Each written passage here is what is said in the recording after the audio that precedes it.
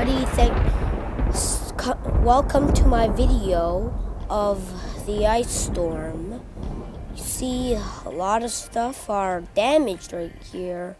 You see right there. Well, there's our house, and a lot of our tree right there is now done. See, can you see right there? Well, and this is a lot of branches have fell. How they fell was too much ice was in the way, and then it caused pressure, and then boom. It was really bad. I know one woman got hit with one, and she got rushed to the hospital, I know. Well, thank you